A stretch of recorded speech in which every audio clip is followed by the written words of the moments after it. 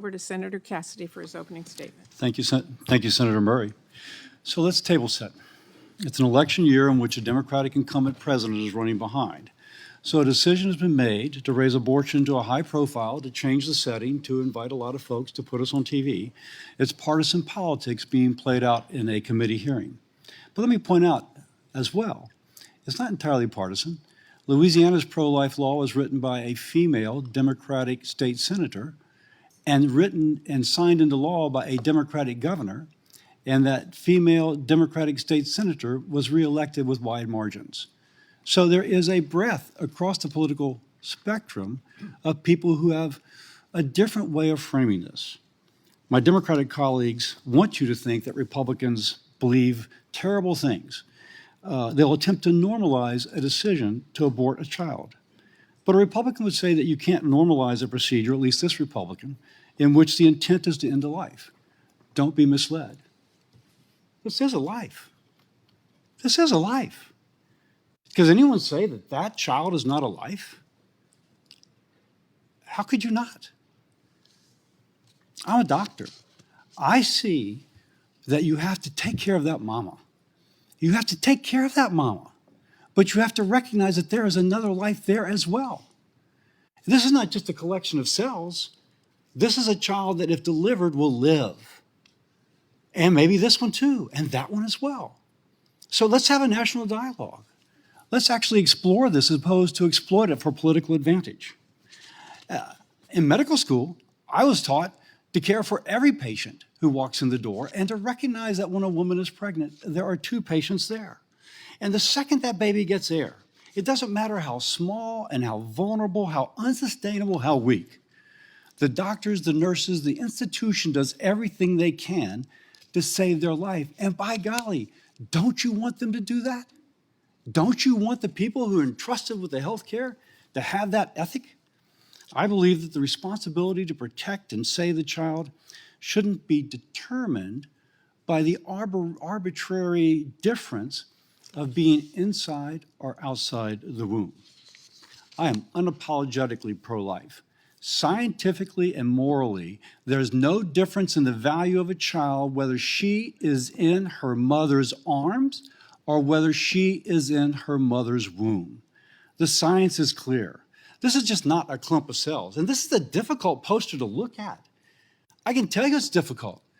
The reason it's difficult is because you recognize that by their policies, it should be legal to abort that child. It is difficult, but let's frame it for what it is. How can we dehumanize this? And yet this is what it's an attempt to do.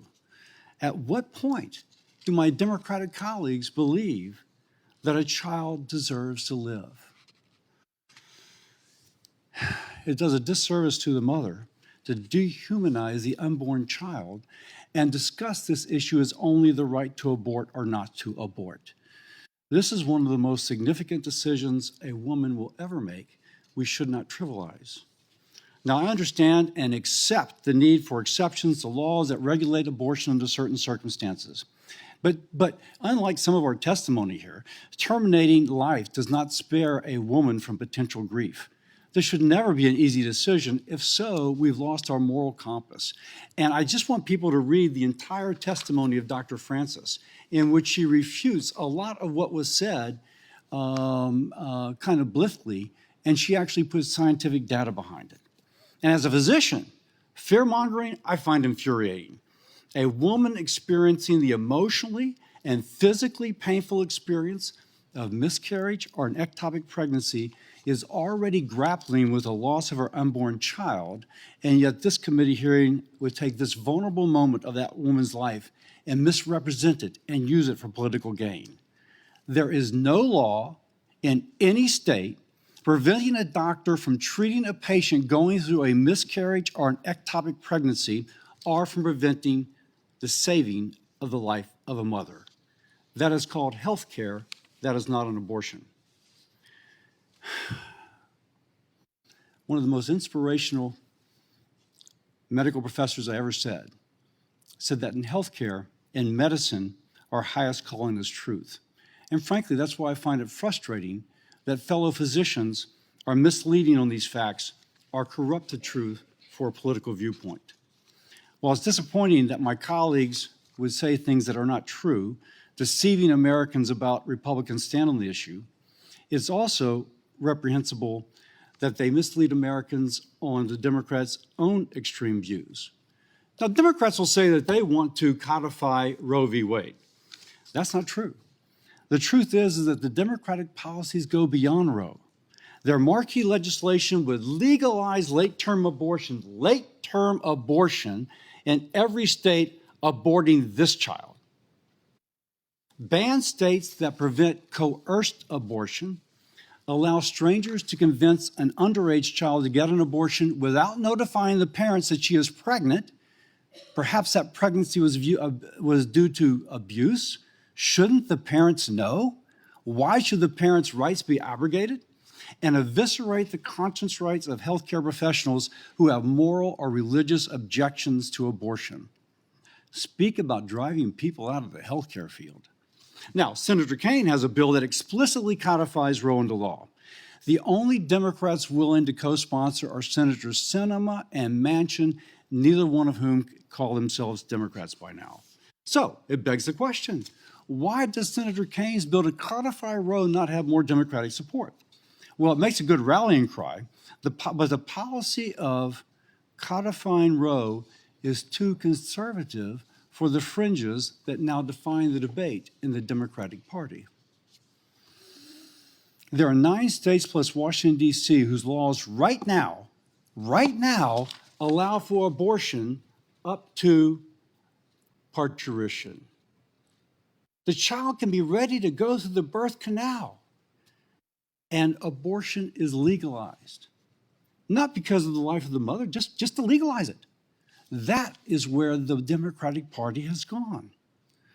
That should give everybody a moral pause. That should give us all a moral pause. Now, I ask my Democratic colleagues, can you designate a point at which a pregnancy should not be terminated unless for the life of the mother or instead of some extenuating circumstances? Can you tell me if it's here or here or here? I think that's a fair question. I invite everybody to be a doctor who's trying to balance the needs of the unborn child with that of the mom. My Democratic colleagues may also claim that abortions are low-risk procedures, claiming that they're so safe they can be done without medical supervision. Not entirely accurate, minimizing the potential complications, but that's the way you can kind of feel better about this. And again, I refer people once more to Dr. Francis's complete testimony, not just the 5 minutes she'll give today. Now, demagoguing and fear-mongering on access to treatment for miscarriages and ectopic pregnancies, casting a decision to abort or not to abort as an easy one, is a tremendous disservice. I have supported postpartum coverage for women in Medicaid.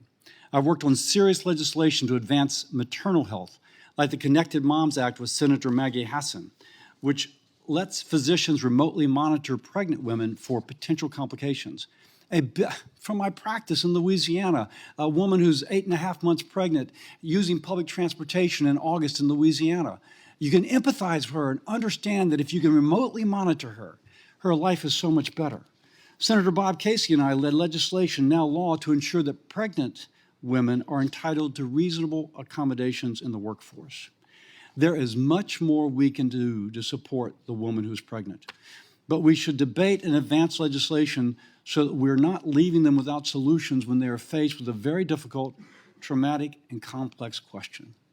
We want women, moms, to be healthy, successful, and prosperous. And the human life inside a woman triggers the double line that the human life, do a pregnancy test, those double lines come up.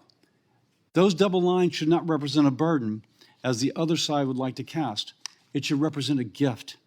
But there's things that we can do to make her life easier. I am open to the tough conversations. I think we should all be. But we shouldn't minimize by dehumanizing. And it must be with respect for both the mother and the defenseless and voiceless unborn child that are participating in that debate. This is too personal for too many Americans. With that, I yield. We will now introduce today's witnesses and move to testimony. Today we'll be hearing from Madison Anderson. She's a young woman from Texas who was forced to leave her state and travel hundreds of miles to get the abortion care she needed after Texas passed its draconian abortion ban. Dr. Nisha Verma, an OBGYN, an abortion provider in Georgia, and a fellow with Physicians for Reproductive Health. Destiny Lopez, acting CEO of the Guttmacher Institute, and Dr. Allison Linton, Chief Medical Officer of Planned Parenthood of Wisconsin. She's also an OBGYN, an abortion provider, and a fellow with Physicians for Reproductive Health. I will turn it over to Ranking Member Cassidy to introduce his witnesses. Yes, I introduced Dr. Christina Francis. She's a board-certified OBGYN working as an OBGYN hospitalist, treating women with both high and low-risk pregnancies who are hospitalized. She is a board member of Indiana Right to Life, and she is the CEO of the American Association of Pro-Life Obstetricians and Gynecologists. I will also introduce Miss Melissa Oden. I have that right, correct? Oden? Yes. Who is the founder and chief executive officer of the Abortion Survivors Network.